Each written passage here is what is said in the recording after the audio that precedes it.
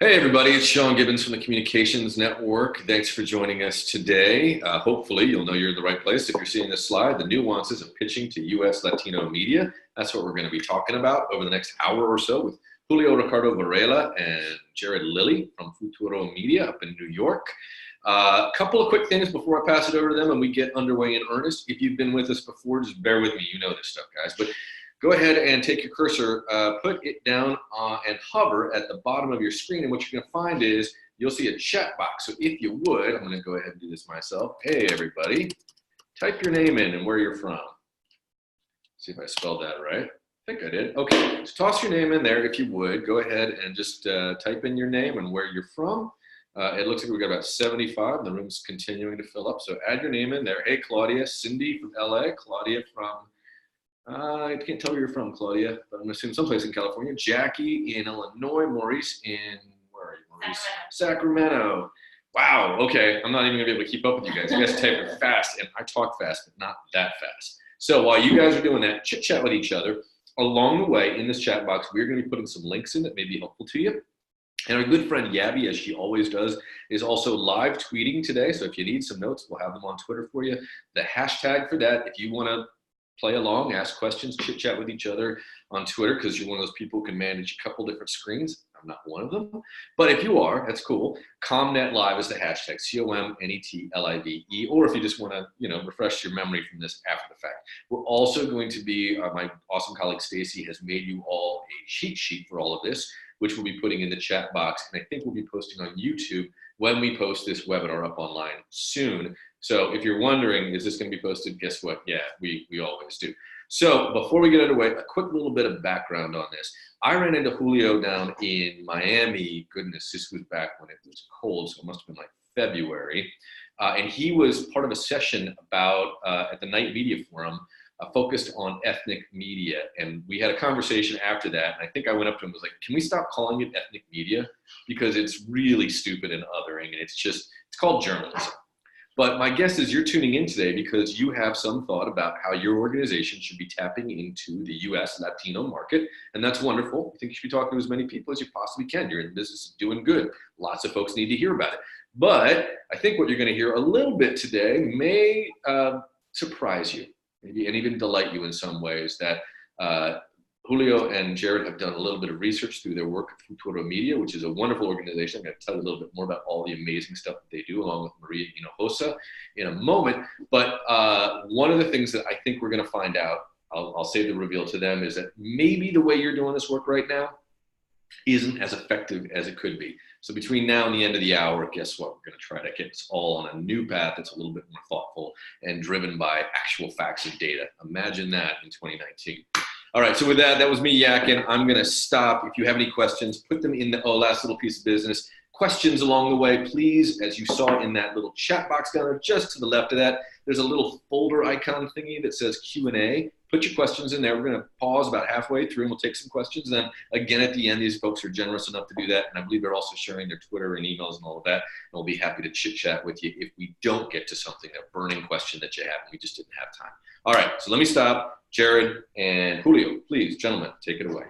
Hey everyone, this is Julio Ricardo Varela. I have several titles in Futuro Media: digital media director, founder of Latino Rebels, co-host of In the Thick, the political podcast that I do with Maria Hinojosa, and also vice president of new business development at Futuro Media.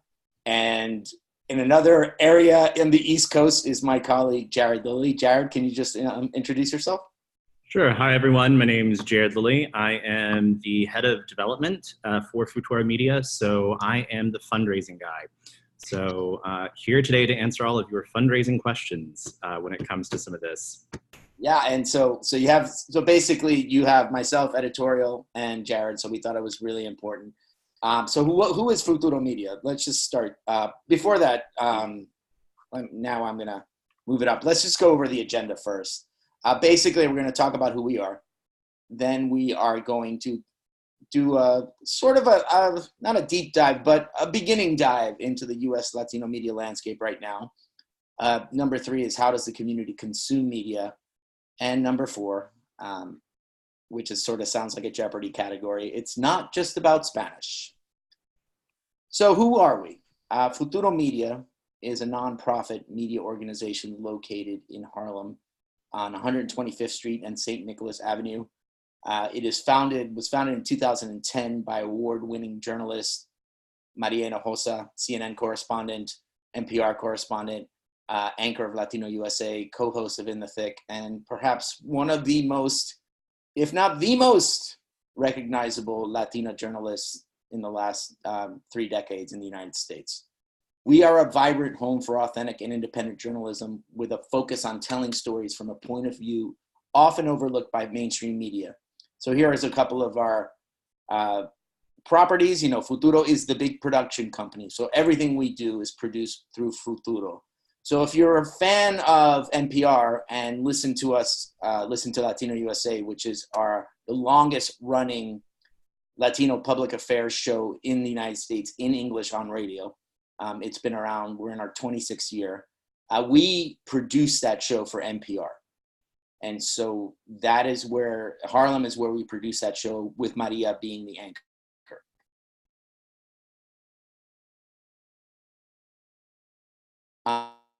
Over there on your left, I'm political from a POC point of view. I have the pleasure of co-hosting with Maria. And finally, one of our third major properties, Latino Rebels. It is our daily digital Latino news site that focuses on breaking news and opinion and commentary. These are sort of our 3 properties. We have others. We've done award-winning documentaries, like, for example, America by the Numbers on PBS, which was award-winning a couple of years ago.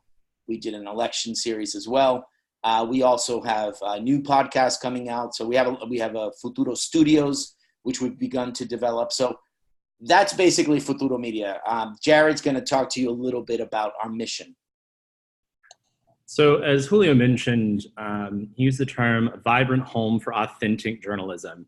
And at the end of the day, the authenticity of what we do at Futuro and what other organizations like us do is that we provide a certain authenticity and depth of voice when covering current issues that you don't often see in the mainstream media.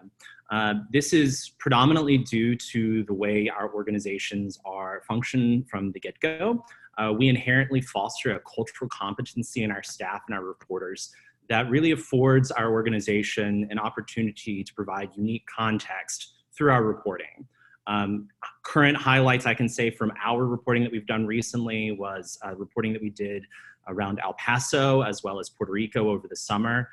And because of that cultural competency, we were able to very much focus our storytelling while maintaining the unique characteristics about the local communities and what causes that journalism and news to be of local significance, while also elevating it to a national and sometimes global context.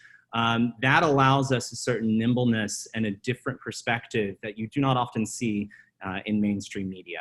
And really and truly, it's where small organizations like ours, especially in the nonprofit news sector, there is very much a focus in journalism and media on local reporting. So the ability to be able to provide context on a national platform while also maintaining and being true to the issues of local and community significance is certainly something unique about this area of the journalism and media sector.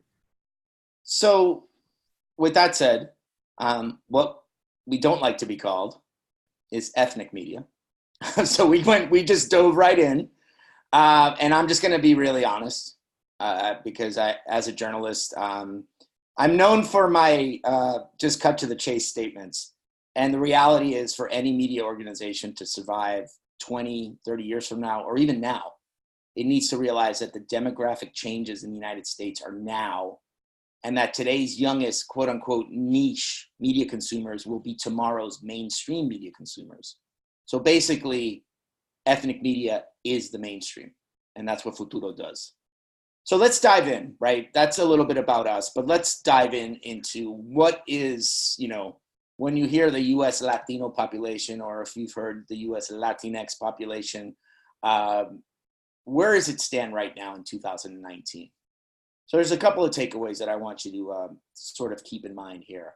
Right now, as of 2019, we're about 60 million, 59.9 is what Pew Research reported in 2018 based on the census.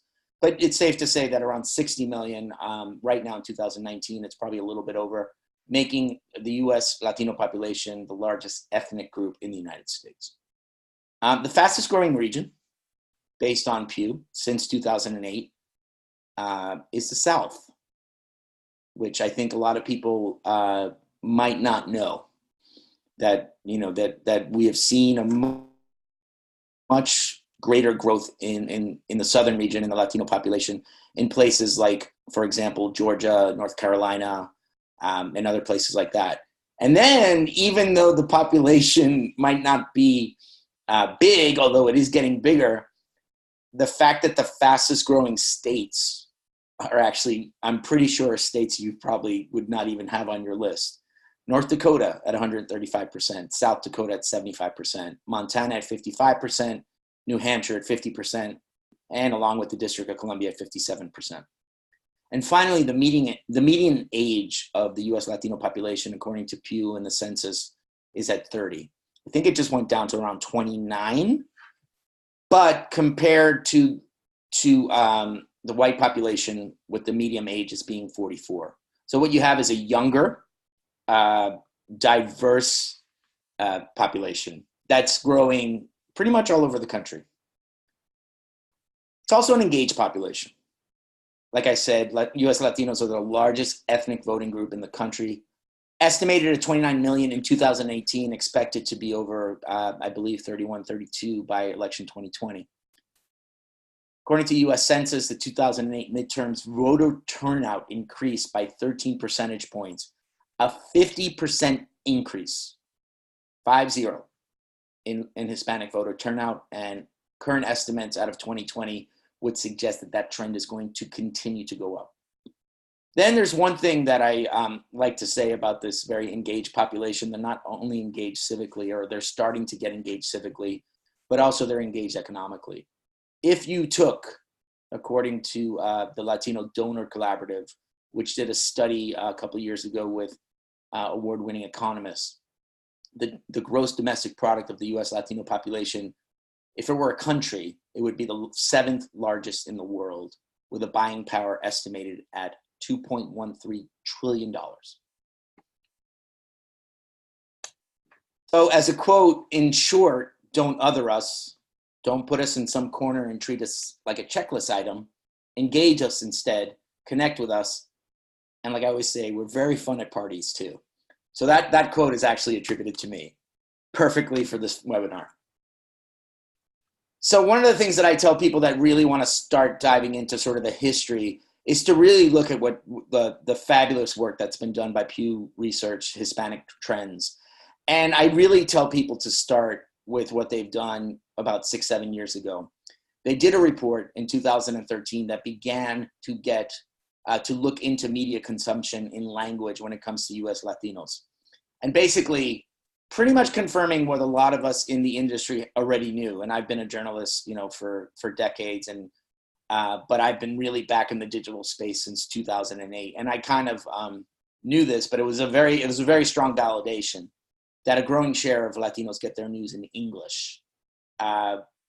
This is from, these 3 charts that you see here are from 6 years ago. And you're going to see, as we look at a couple other slides, that the numbers are even more telling since then. But let's just look at 2013 for a second.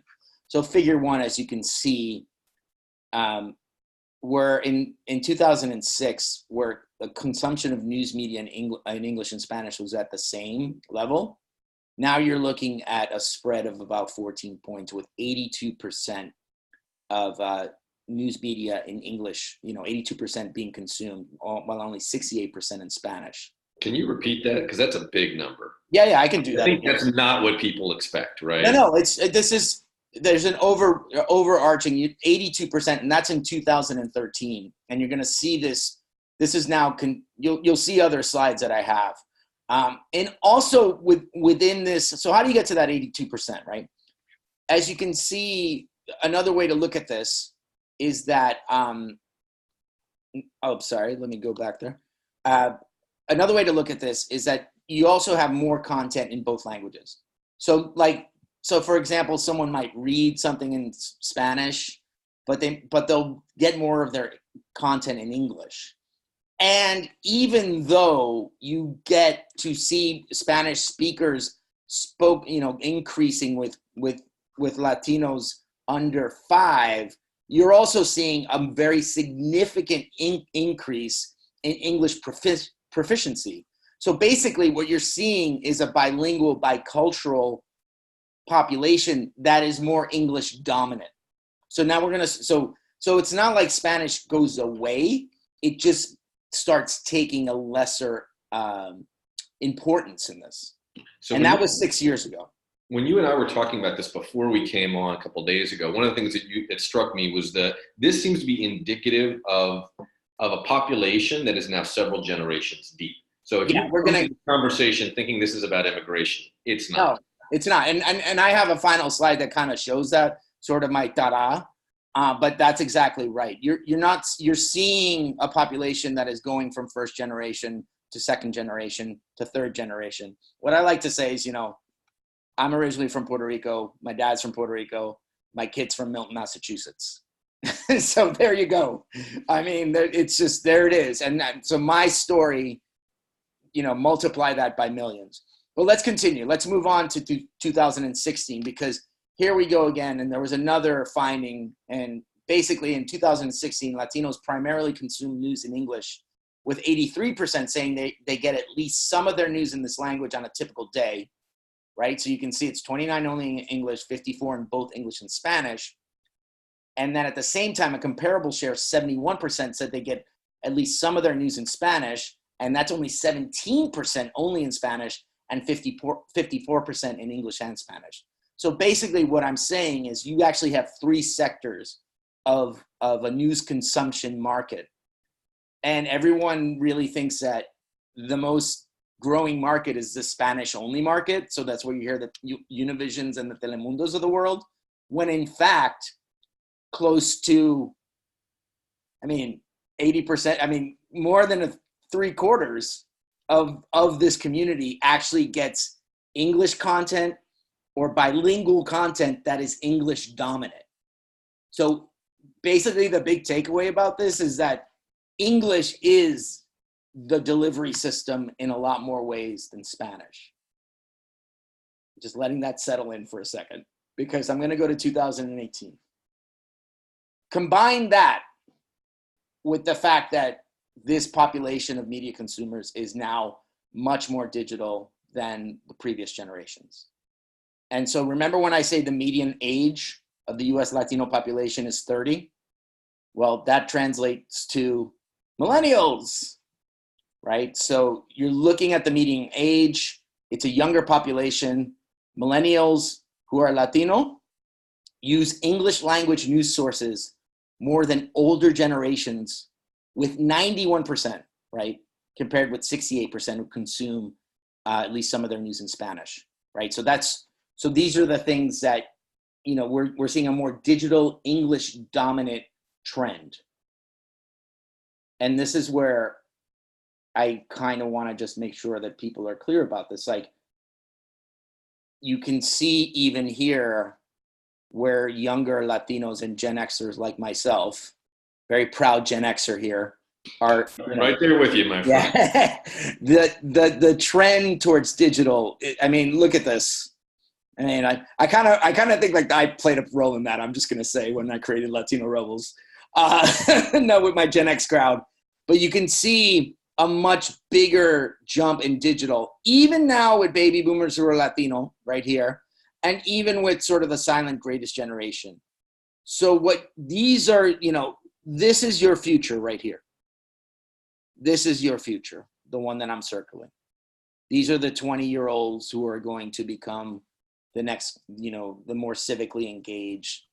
Hey, let's remember, Taylor Swift's 29. So those millennials aren't all 20. They're pushing 30. Yeah, and they're going into 30. You're right.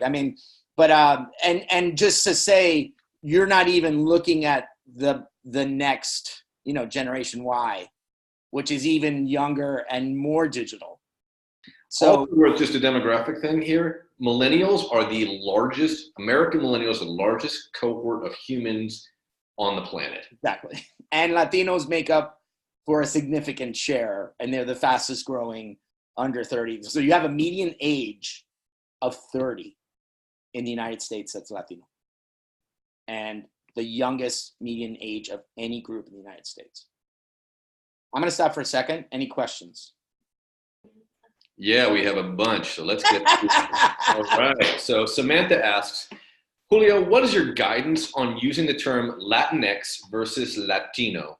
I think I've only heard the term Latinx used by people outside of the Latino community. However, it seems like it's starting to gain traction in left-leaning circles regardless. I presume that's not left-leaning because they're just tilted people. I think that's a political or ideological. Yeah, it's a great question. First of all, I want to give you guys a little context. We've been covering this sort of name change issue or identification issue for about 5 or 6 years.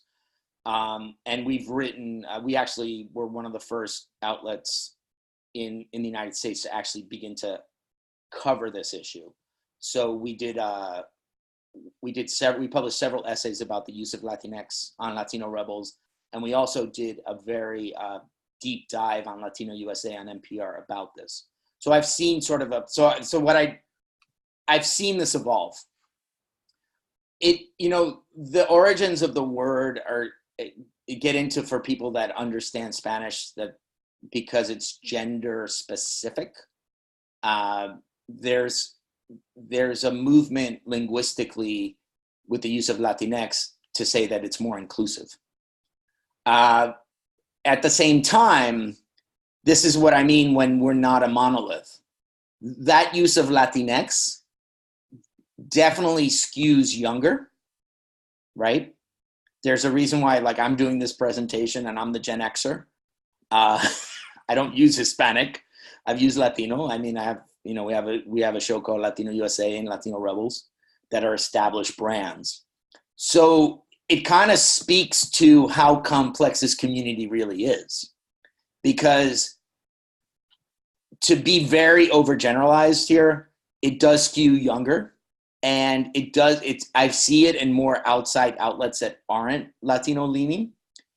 And there's also been critiques about it in academic circles. There's actually a lot of Latinos who don't even want to use the word Latino or Latinx because they even see it as a byproduct of being colonized by European colonizers. That it gets rid of your indigenous roots. So when you start looking at that issue, it begins to look at the complexity of identity and how we as a community are continuing to sort of figure ourselves out. And there's no right way.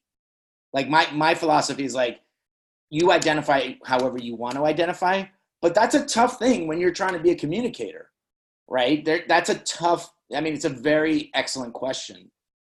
I don't have a very like clear yes or no on this one because it's so complex. So the best way to deal with it is if you're knowing your audience, right? If you know that you're skewing a little bit younger, I would tend to go down the Latinx road editorially. It's starting to get more accepted, a little bit more mainstream. But I also think it really depends on the region, on, representation, even political leanings. It's really, it's a fascinating debate that I wish I had a clearer answer to. You're going to still see it evolve, and you're also already seeing pushback. So I know that doesn't answer your question, but I just try to provide as much context as possible. Thank you. Juan has a question. He says, consumption in English is up among, he says, Hispanics here, but local Latino reporters and journalists have asked that I send my press releases in Spanish as well. Is that a best practice? It is, especially if it's local. But I also think this is where I get into the bigger question of, are you overlooking other outlets besides local reporters? Because I think, and I can get into a little bit of trouble here, but I've said this, I've been on record before, and I've actually been quoted in the Columbia Journalism Review about this, is that I think there's I think like the networks like Univision and Telemundo and the local affiliates, they do fantastic work in Spanish. They really dominate the industry. But the numbers show that it's not the growing part of the community. I'm not saying it's not part of the community, and it really depends on the region you are. But like my point being is it's knowing your audience, right? So if you are in, wherever region, like if you're like in the Rio Grande Valley, for example, they have a very strong, there's a lot of Spanish speakers in that area, and you have to do that. But my point being is like, don't just rely on Spanish. Don't put that big paintbrush, because I think you're missing out on places that are more digital, more nimble, just as close to the community, and are impacting the growing demographic that is out there.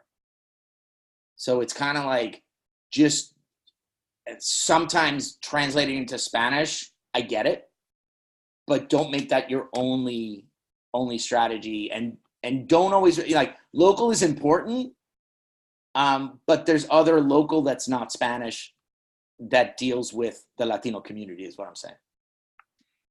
Sure. So if I'm hearing you right, the big lesson here is do not, if it's your practice to do this, take a press release, toss it into Google Translate, claim that you translated it into Spanish, and say, that's my Latino outreach strategy, and that's my Spanish language strategy. Yeah, and the fact that I've already gotten 2 questions, one about Latinx and one about best practices of translating it to Spanish, those 2 already show how complex this community is. And it's really hard as a communicator. It's really hard because you want us to be in, it's much easier if we were a monolith. You know what I'm saying? But we're not. And we're not the same. And, we can look at media consumption, but you can look at even political leanings. You can look at even causes. We are just not as homogeneous as a community as, say, other ethnic and racial communities in the United States. All right, so let's see here. Monica has a good question, and I'm going to ask, guys, if you don't mind, I'm looking mostly in the Q&A box, but I caught your question here, Monica. So everybody else, toss your questions in the Q&A box, and for everybody else, vote for the questions you want us to ask so that we can make sure we get to them. But Monica's question is, why has Fusion not been a big success if Latinos prefer news in English? Oh, my God. All right, so let's talk about Fusion. And if you want to Google me, I've written about Fusion. There's another layer about this. For people that don't know who Fusion is, it was a venture between ABC, Disney, and Univision. And it was an English language channel geared to that very same audience that I said is growing. There's another layer to all this. And I don't want this to be misread, but a general characteristic of this younger Latino community is that they kind of rely on authenticity and voice and can see through being sold. And I think it's kind of to be honest with you, it's kind of like if you take what the millennial population is in the United States, they don't like to be sold. They like high quality content. They're actually get very defensive when they say, all we are is about Taylor Swift, for example. So I think there was too much of an emphasis on entertainment and pop culture, and they couldn't really find their voice. The other thing that happened, and I am kind of contradicting myself a little bit, they started as a young Latino millennial network, and then the last minute they had a focus group and said, oh, we have to be people of color for young people. And there was always that tension. So it wasn't really truly a Latino millennial network. And it no longer exists, right? It no longer exists. It was over leveraged. There was a lot of money put in. Disney and ABC pulled out, and next thing you know, they went digital only. And now I believe the last remnants of their properties are part of the Gawker Empire or wherever that is. But I think that's the point as well, is that they were never truly a Latinx only network. And there was an expectation that that would happen. and they just kind of listen to the focus groupers, which I think that's another problem. Yeah, because they had it. Believe me, everyone was very excited. And then when we saw the product, a lot of young Latinos in the digital space, myself included and others, were like, that wasn't it. So, and I'm sorry, I turned off my notifications on my Google chat, but I don't know why it's on. No worries. All right, so we're gonna take just being mindful of time. We're going to take 2 more questions now, and then we're going to have more questions at the end. And I know there's a ton of questions in the chat box. So again, if y'all don't mind, if you have a question, take a look in the Q&A box, see if it's already there, and vote for that one. That way we make sure to get to the ones you're most interested in hearing from. So Sian asks, and I'm hoping I'm pronouncing that right because I'm a Sean, so I'm S-E-A-N, and I get seen all the time. So Sian, I hope I'm pronouncing that right. For nonprofits who are focused on equity and providing services to folks who need it the most, rather than just the most people, is it still helpful for us to focus on monolingual Spanish-speaking populations because we know that they are the ones who need to be informed with high-quality news the most? Yes, is the short answer. But I also think that answer, I also think you are missing out on. Here's the thing. You can't assume that if you speak Spanish, you have equity issues. That's, I think, one of the biggest misperceptions, because issues of access and equity and things that you really believe in are also happening in bilingual communities and English-dominant Latino communities. I can only speak, for example, like, I'm based in Massachusetts when I'm not in Harlem, and I think of like communities like Holyoke, Massachusetts, or even places like in Connecticut, like Hartford. There's a lot of places, for example, in the Northeast where it's not a Spanish dominant community. It's Puerto Rican, Dominican. Yes, Spanish is part of that and you have to do it. But, the children of this generation who might have equity and access issues are English dominant. And they might see communication in Spanish and think, oh, that's what my grandmother watches, Univision. I don't watch that. I get my information on this phone. I get it on Twitter. So I'm not saying that that's something you shouldn't do, but I also think we do ourselves a disservice when we assume that equity only applies to language. And it's clear if you look at the US Latino community and you look at the statistics as a community, issues of education, of wealth inequality, even issues of immigration. I mean, I think people might not know, the issues of mixed status families where, the parent or the grandparent might be Spanish speaking and might not have,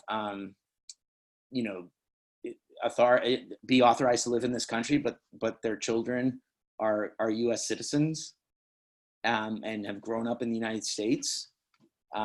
Those are access issues as well. So that's what we're trying to say, that don't, especially when you see these growing communities happening in places where Spanish is not dominant. We're no longer talking about Florida, Texas, and California.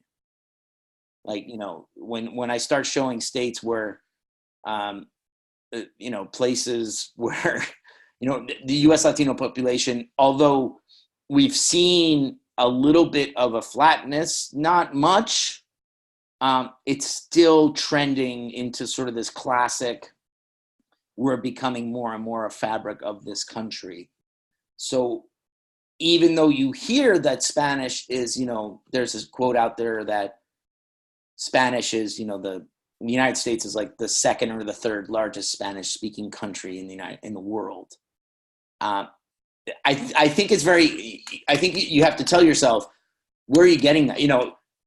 Spanish language outlets, and this is not a critique against Spanish language outlets. They do fantastic work, but they're in the business of producing communication in Spanish.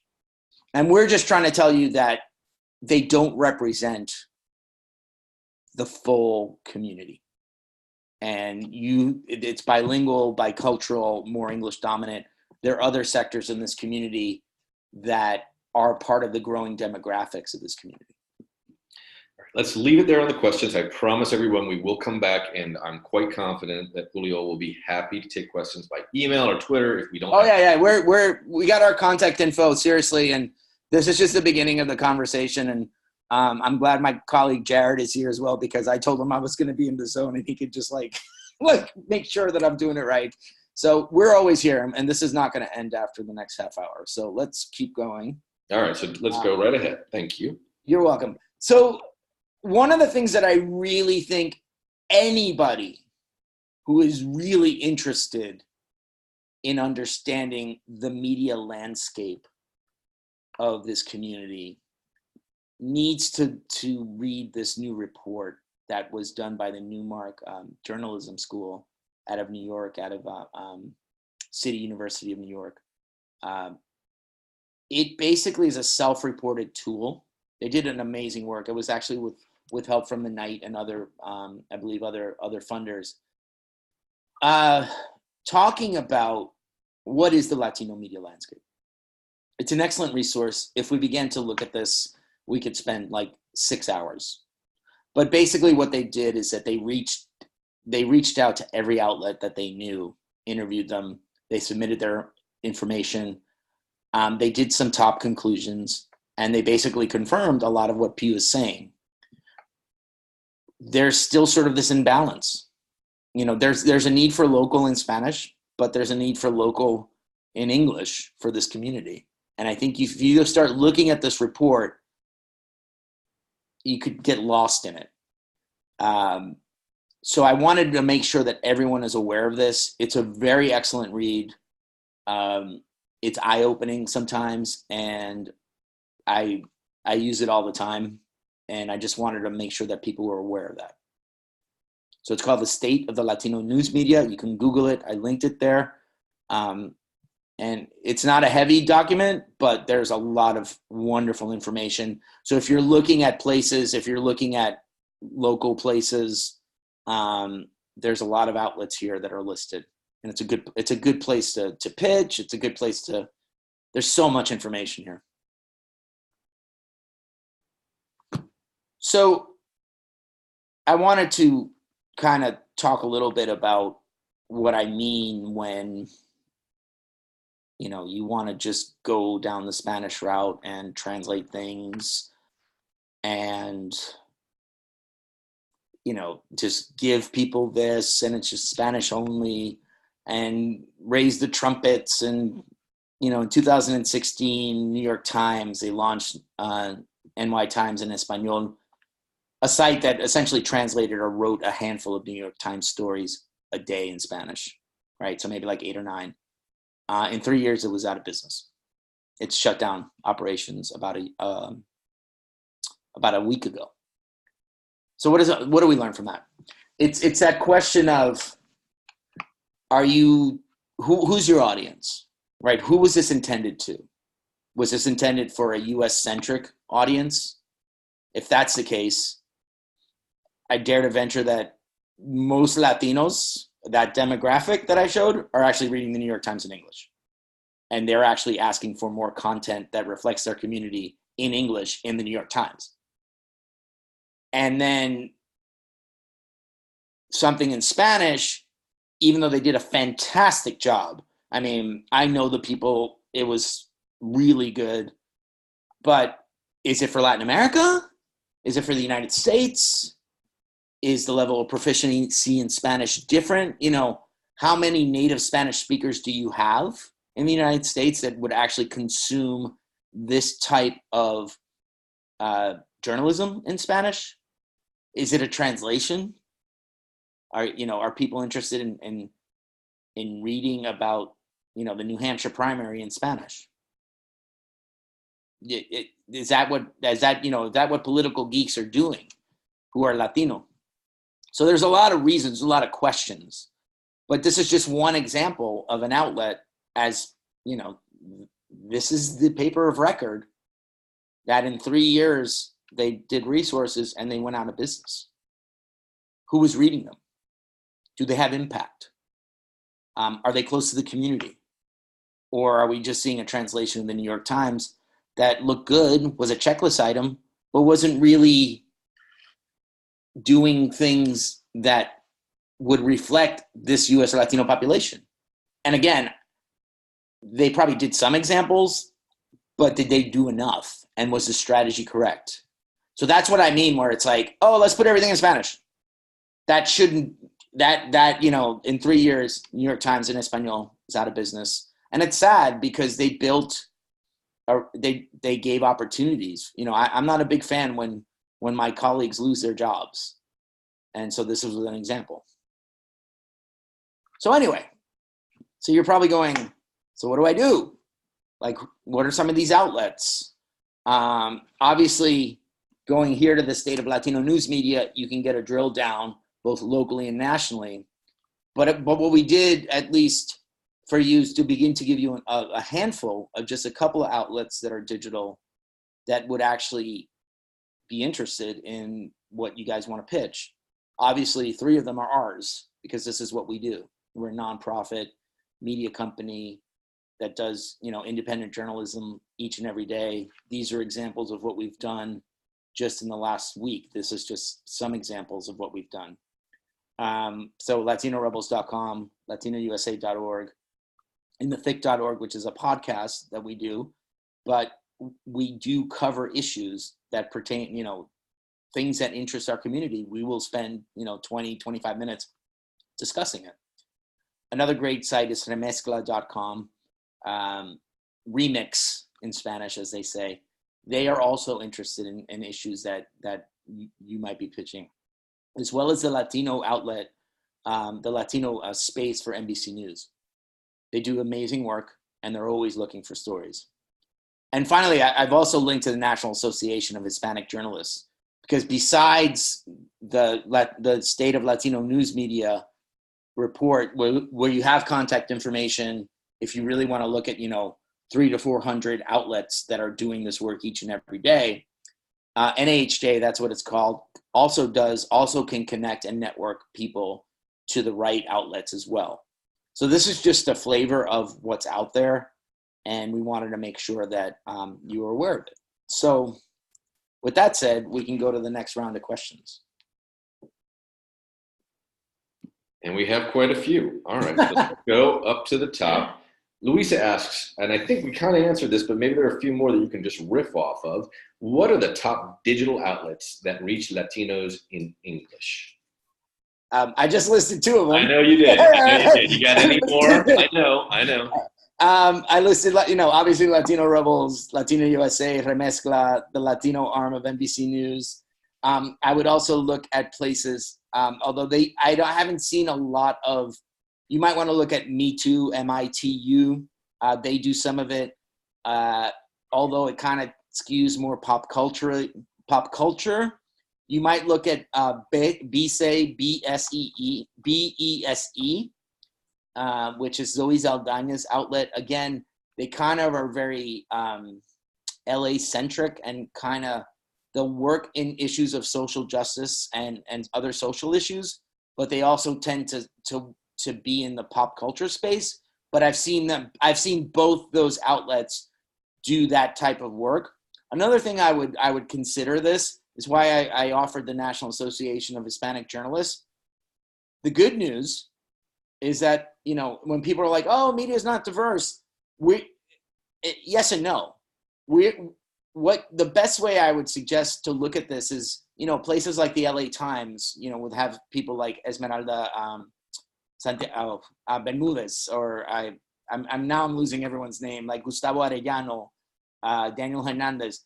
Look at the mastheads look at these digital outlets like the LA Times, like the Washington Post, like the New York Times, like the Miami Herald, like the Dallas Morning News, you know, Texas Tribune, how many more? Like I can just keep rattling, you know, and USA Today. Like there are reporters and journalists out there who are covering the community each and every day, which is great. But sometimes that becomes a checklist item. So what I want to just kind of leave you with this is like, they're individual reporters who are doing fantastic work, but for us, we're doing it every day. Like that's all we do. Like we cover POC and Latinx issues every day. So I'm just trying to get you guys to at least expand a little bit more on your pitch universe, because you might be running into some issues where, oh my God, I don't know who to talk to, or we are known, Futuro, to really publish a lot of what we get in terms of story ideas if they pertain to our community. So look at individual reporters, look at NAHJ, and look at those members. But even in that state of Latino media, there's a lot of information about those outlets as well. I hope that helped. All right, I'm going to take the privilege of throwing one of my own questions in here. So Julio, you are the vice president for communications at a major foundation, multi-billion-dollar foundation, or perhaps you're that chief communications officer at a national nonprofit. Oh. Okay, so congratulations, you have these wonderful jobs. Oh, you didn't give me this job. This is like a scenario. Okay, I was like, oh, yeah. This is a scenario.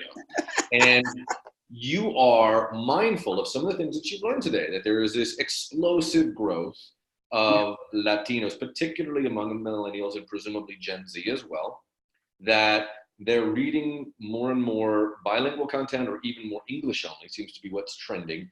And they now appear to be working in places where maybe you're doing work that you wouldn't have thought before, like New Hampshire or that Montana or North Carolina or North Dakota, if I'm doing my mental map right.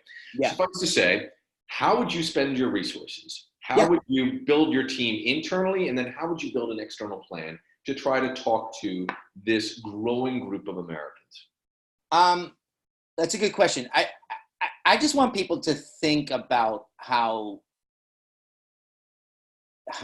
complex, so how there's defined sectors. So one of the things that I tell people that to keep it really simple, because communication is all about language, right? I mean, you start with language. There's no other way to do it.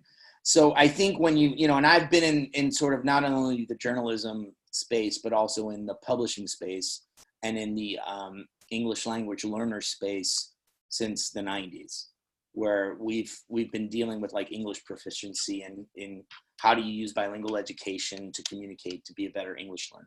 And what I've come across is it's very simple, is that there are 3 buckets, right? Bucket 1 is Spanish only. And bucket 1 is the smallest sector. Bucket 1 is the older sector. Bucket 1 is the more traditional sector. It does, and it could also be more local for certain communities. So I'm not discounting bucket 1, but so far the data tells you that bucket 1 is not the growing sector, right? So bucket 2 is sort of people like me. My dad's a Spanish speaker. I'm a native Spanish speaker. I'm a native English speaker. I'm fully bilingual. I love to watch, my streaming Spanish language Netflix shows. And then I love to watch, Succession on HBO. I love to read my nonfiction history in English, but I also love to read my Garcia Marquez in Spanish. I will follow news in Puerto Rico in both Spanish. I'll listen to Spanish language talk radio out of Puerto Rico, but I'm also listening to MSNBC and producing articles in English. I live in both worlds. So I get a lot because I still have a connection to Spanish. And I'm kind of like the Gen Xer who, is second generation coming from, I grew up in Puerto Rico, but then I've lived on the East Coast. So that's bucket 2. And that's actually a very interesting bucket because that's where you get to play with issues of identity, acculturation. Like that's the space that I play in. Bucket 3 is English only. Maybe there's an identification that you're Latino or Latina, but you really want to, you get your information in English. I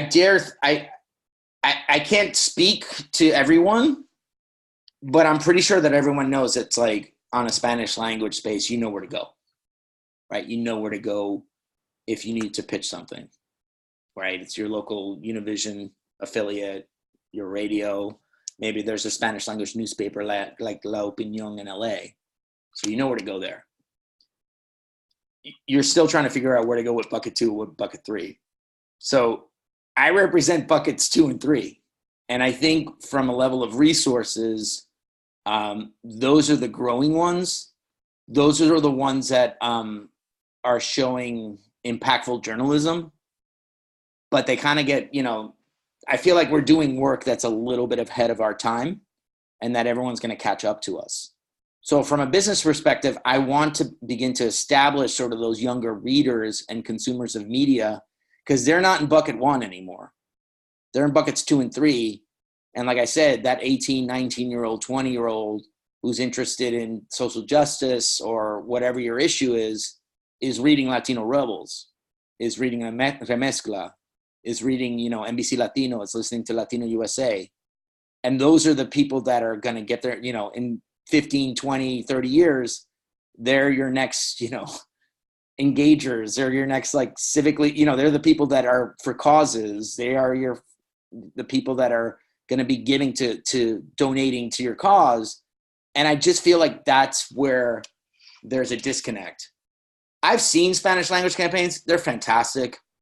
But for me, it's like, I prefer to get my information about nonprofits and causes in English. And I venture to say that there's a lot more of me than there are of people in bucket 1. Well, and if I may interject, Julio, I will say one stat that was actually done by Blackbaud in their last Diversity and Giving report back in 2015, the Latino community actually had an overwhelming percent of preferring to receive solicitations in English. Yeah. And overwhelming response for people responding to English language solicitations rather than Spanish-specific solicitations. Yep. So, that's so consistent there. Yeah, that's so consistent with what, and even every day in Futuro. I mean, you look at what we do at Futuro. I mean, I'd have to say that 99% of the work that we do is in English. So I think it's important to think about that as well. And that's where I think start looking even with election communication. I think one of the things we've done, we wrote a piece at Latino Rebels and other places that got quoted in Politico about how political campaigns communicate to this electorate. And they got a lot of flack because they don't do it well. They don't realize that their electorate is different. Communicating to your parents as Latino is very different from communicating to the 27-year-old. And I don't think campaigns want to admit, because the problem is what happens is that Spanish has always been treated as second class. So it's kind of like a pain. When I'm saying we're actually more the fabric and we're actually bigger and more engaged, you got to come to us. And I think, and we are a place that is so connected to the community that our journalism, what we produce every day, people read us and listen to us and want our voice. So that's where we've sort of found our sweet spot. Okay, Mandy has a question, and I wonder if maybe there's some answers in the CUNY report that you just referenced, but she says, I'm curious about reaching Latinos living in rural areas compared to the more urban-centric media outlets. Any thoughts there? So how are you talking to those folks who recently relocated to North Carolina or North Dakota? They're not living in New York, where you guys are located. It's a great question. Yes, Mandy, like that State of Latino News media that I shared has a lot of outlets in those areas, but it's a fantastic question. One of the things that, we're based in New York, right? And we tell this all the time, that we can't just talk about, the Puerto Rican and Dominican communities and the fact that, the Mexican community in New York City is growing. No, we have to be in places like North Carolina. We have to be in places like Tennessee. We have to be in places like Kentucky, West Virginia, North Dakota, South Dakota. The easiest way is to go to the local place. But also, what Jared said at the beginning is really important. It's something that I always stress as a journalist, especially on the editorial side. We're trying to present that complexity of the community each and every day, right? So even though we're a national outlet, we want to tell local stories, because those issues, like I said, those issues of being the new arrival or the other, or issues of access, are universal in our community. And we have history behind us, right? So don't just think locally by going to a local outlet. We are very intrigued, and so are other colleagues in the outlets that we do, are very intrigued about these communities, because we are covering them. So it's kind of like double duty is what I'm saying, is because a local piece will do very well locally. And I think local journalism is, local journalism is saving journalism. And we know that. But I also think we have the credibility and ability to amplify and kind of connect those universal themes, so that, a Puerto Rican community and say Alaska or in Minnesota, and those are real examples of, workers that left Puerto Rico to work in Minnesota. We write about them, and that Puerto Rican community in New York is reading about them, or in Chicago, and saying, yes, I connect with that. So that's what I mean. That's what we try to do. And that's something that we constantly remind ourselves each and every day. Well, and also to add to Julio's point, one of the biggest trends that you see in nonprofit journalism right now, both on an organizational level and also on a broader funding level, is a focus on funding local reporting. Right. So what you're really going to start seeing more and more of are also situations where larger nationally based organizations like Futuro are going in and doing more collaborative partnerships with local community reporting, whether that be through local public media, broadcasting stations, local radio stations, local newspapers. We are going into communities and using their resources, their connections, their knowledge of the community, but also reporting on things using our national savvy, being a nationally broadcast organization, right, with a national footprint. So we're able to really merge the positives from both sides into very efficacious reporting that really gets to the meat of an issue, both locally and nationally. Right. Cool. Yeah, I just want to be mindful of time. We have about 3 minutes left, so we're going to take maybe 1-2 more questions, and obviously maybe more online. I know you're about to share your email address with everybody. Fernando has been very patient, and he asked, and a lot of people want to know the answer to this, is there any data out there that you can share, or any reflections on the Black Latino or mixed race Latino community or population? That's a great question. It's, there is a Pew report about race and Afro-Latinidad that's just starting to come out. I could definitely share what we found, and I could do that as a follow-up. But I also think that raises a really interesting conversation about how we as a community deal within our own community on issues of race and representation. And I have to say that conversation is beginning to get more, it's beginning to start developing more. It doesn't hurt that you get an Emmy winner who's Afro-Latino, who wins for Exonerated 5. That brings opportunities to talk about how we as a community sort of downplay race. For us, it's one of the biggest topics that we continue to explore, and we've done a lot of journalism on it. But there is a Pew report that I can share for sure, and I'll make sure that Stacy or someone just reminds me, and I can send that link. We're making a note. Ariadne has a great question. Are these trends or differences based on language, age, and so forth in media consumption similar based on media type? So who's reading articles versus listening to podcasts versus watching local news or una visión? Also, could you speak about access to media, how successful are podcasts, these are free sources of media that are available whenever, in reaching the Latinx population over news sources like Una Visión, which are obviously time sensitive. Also, what's your opinion on media sources like Me Too, Pero Like, yep. and stuff like that, and etc. Yeah, I'm actually loving that I fucked up Pero Like.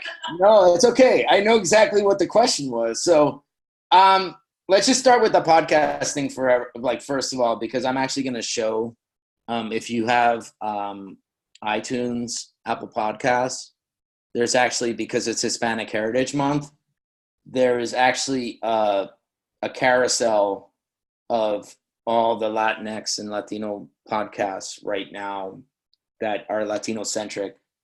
Podcasting, obviously because we have award-winning podcasts, so I'm going to be very selfish. Those are a great space to share your stories. You can expand them.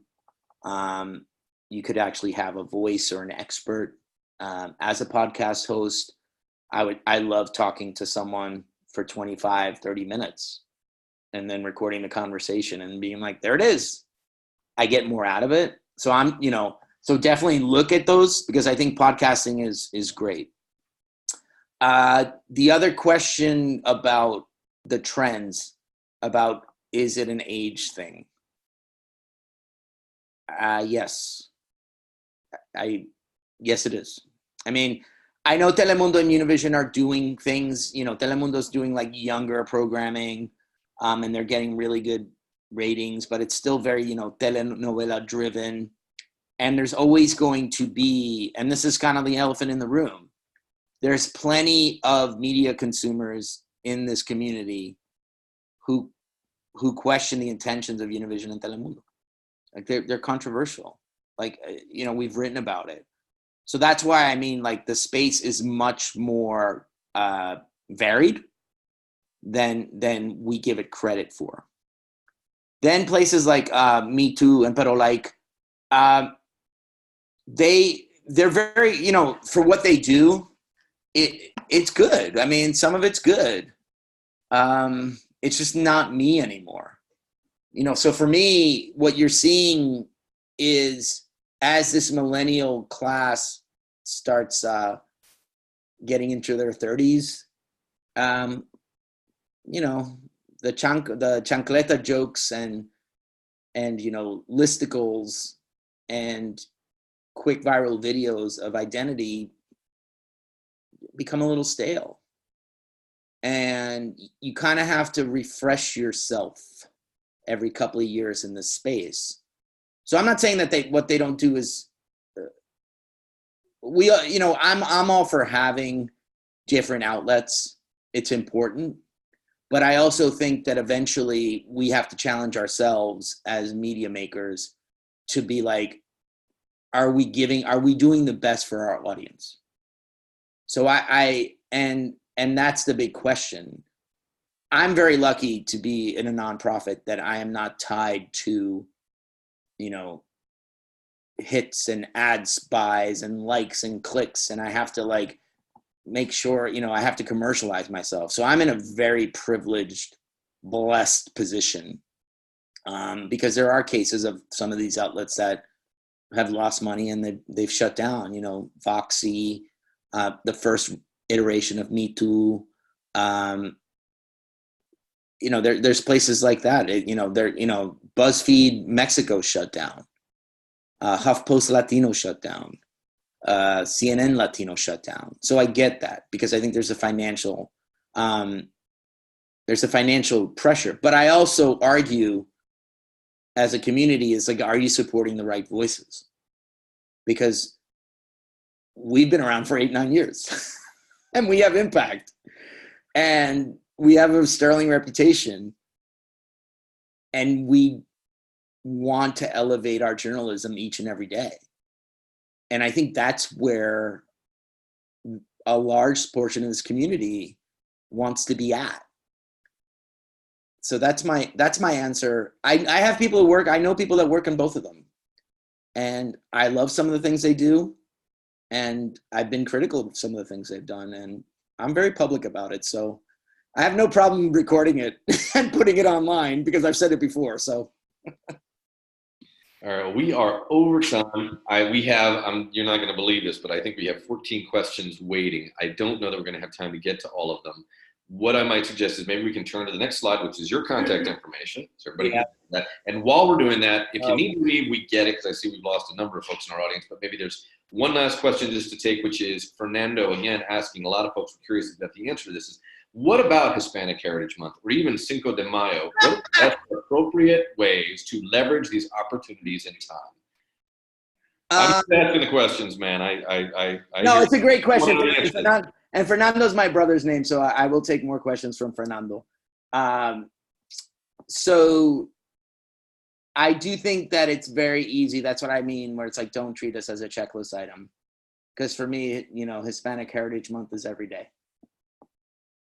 You know what I'm saying? It's like, totally, yeah. Don't focus on just one month, because it's not like we just suddenly appear and are part of this fabric. And then, you know, November rolls around and then we go back to our little life. No, it's kind of like National Peach Month. There is something, yeah. When do you eat peaches, right? Like, I mean, so when they're in season. So I do think it's a controversial. I mean, I think there's certain ways to frame the month from a media perspective. I do think you let's just say this. For people that are not Latino, you might get more play from them because of the month. Well, and I will say from a funding standpoint, from just, you know, funding your organization, I know it may come across as a little trite in some ways, but we have had excellent success with Day of the Dead and Cinco de Mayo and Hispanic Heritage Month. Yeah. And not necessarily just purely fundraising opportunities for individuals, but as stewardship and awareness to kind of highlight some of this stuff. They are excellent opportunities on that front from kind of, you know, how we fund ourselves kind of perspective. Right. Exactly. And it's kind of a push and pull in the sense of, like, editorially, we're not going to do things because of Hispanic Heritage Month is what I'm saying, but other outlets might, and that might open up a door for you. But I do think it's controversial. And I do think, like, if organizations just say, oh yeah, we'll just take care of our outreach during Hispanic Heritage Month, that's not gonna cut it anymore, because there's a lot of media consumers out there who will just, like, roll their eyes and be like, yeah, of course we matter now, right? Like, you don't want to get, like, people see through that. They see through that now. The internet is a truth teller in a lot of ways. All right, I think we need to leave it there. Maybe one more question on the way out, which is, Stephanie's been very patient. She asked this question: with a buying power statistic that you shared, that Latinos contribute $2.1 trillion to the economy, the seventh largest economy in the world. Yeah. How does that break down in terms of Latino giving or philanthropy? So go for it, Jared. Well, I was going to say, so we don't have a lot of recent statistics on this. The most recent one that, you know, I have come across is actually the Black Bod report I quoted earlier on from 2015, which is a diversity and giving report from 4 years ago. And that report specifically quoted more information along the lines that Hispanic donors, on average, if they have children in the home, give around $930 a year. And if they do not have children, they give around $618 a year. But that's the only statistic I, you know, have been able to come across in recent years regarding specific economic philanthropic power. Now, that being said, the Women's Philanthropy Institute at the Lilly School of Philanthropy did do a study recently that came out earlier back in the year, I believe it was in April, that really kind of quoted that at the end of the day, they did not really see a donor's race having any significant effect on the amount of giving to charity itself. And if you're looking at things in terms of percent of income versus actual dollars, there was really no difference between the races at all. Where they did see an interest was that basically communities of color appear less engaged in formal volunteering aspects, but tended to volunteer informally. But when it actually comes to the actual dollar giving statistics, not really anything recent that I have been able to come across, just in my own research as well. Certainly, if I come across something, happy to share it with the group after this. But the most recent I have is the 2015 Black Bod report. Yeah, and it's, you know, it's one of the things that we're finding because the community is still so young. And if you think about it, you know, I wasn't giving when I was 25. I mean, we kind of have to work, like we're trying to do, you know, ourselves internally to be like, you know, we're nonprofit journalism. Do you want to support us? You know, when we get, you know, the $5 contribution by the 23-year-old college student who loves our work, that to me is like how you begin to raise awareness and start building longer term relationships. And we spend a lot of time, you know, we spend time looking at our younger contributors because they kind of believe in our mission with the strategy of like, you know, that student's going to be a professional 15 to 20 years from now.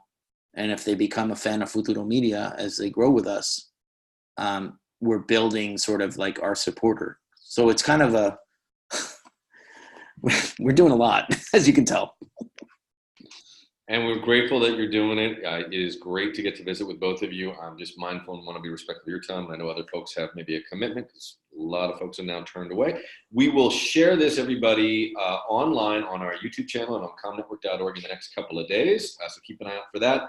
We will share all the links that we got from Julio and Jared. That will be in a little spreadsheet that we're going to share out with you. It's also going to appear in that YouTube channel and on the website. And of course, if you guys don't mind, maybe just throw up that slide with your contact information one more time. I would, and then we closed it. All right, we put it in the chat box, and you know what? We will put it on our Twitter. You know, I will add it into the chat box right now. Okay. People can just cut and paste it, and we'll go from there. Julio Futuro Media Group, Jared at Futuro Media Group. And I'll be honest with you guys, we will, like, feel free to email us, tell us that you participated. And if you have any questions that are really pressing, like, we're more than happy to circle back.